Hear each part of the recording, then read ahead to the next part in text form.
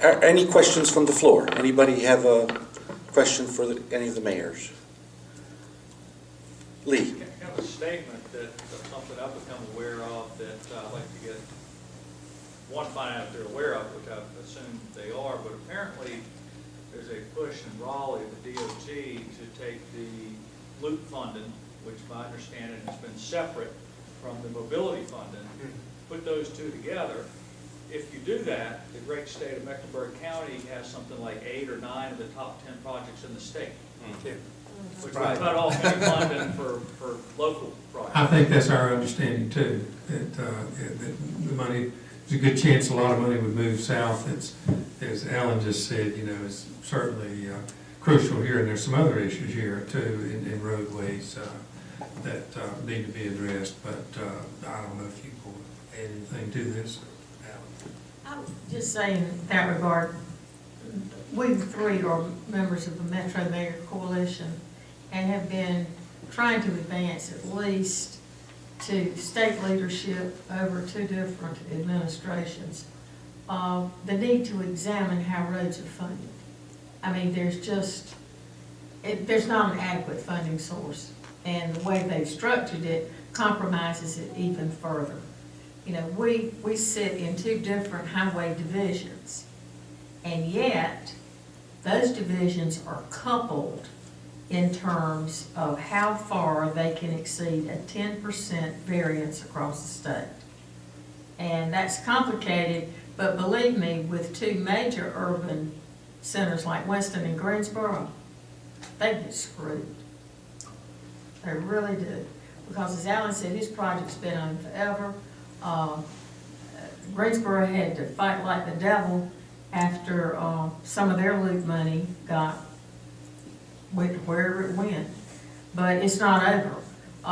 And, you know, from just the municipal perspective, we're looking at the probability that state-maintained roads within cities are going to be transferred to cities, and that the money probably is not going to follow it. Not to the degree it has to, because we get Powellville now, and it's not enough to maintain what we got. So it's just a very antiquated and unfair system.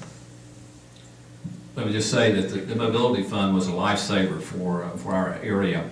When the governor established that, we were able to do the Yadkin River Bridge over I-85. If she hadn't created the mobility fund, that project was going to be charged against our district, Division 9, which means we would have not had any projects for about 10 years. So getting that done was so important. So the concept of the mobility fund is a good one. It's supposed to be able to address these highly congestive areas, urban areas of the state.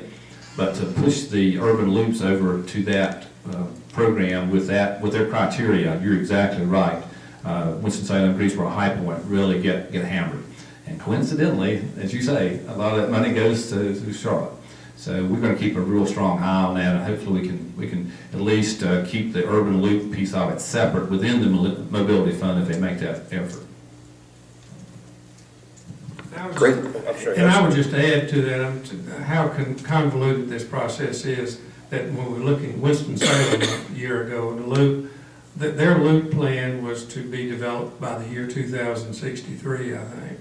So, I mean, that kind of tells you. And then you go down to the eastern part of the state, and there's some almost super highways going across the state, and you look at the traffic count and see what's going on here. It's challenging. Great question, Lee. Any other questions? I had just a couple. Yeah, go ahead, Becky.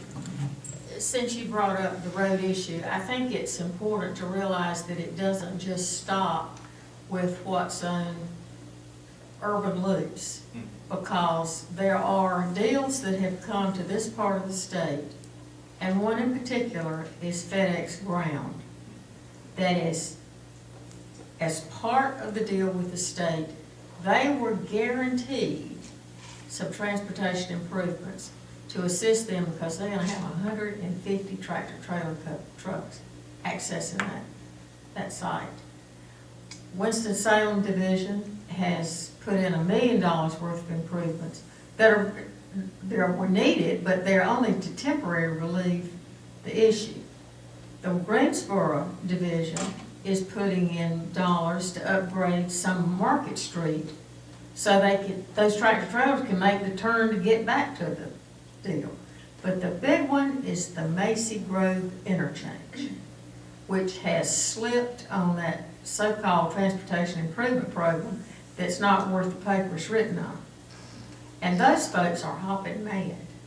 So when the state of North Carolina and the region makes a commitment to a company to invest the level that we're talking about here, and you send out signals that, yeah, I know, but we got money problems, and your priority is not quite as high as some others, and there's no way that Mayor Joines and Mayor Knight are gonna say that their loops aren't important.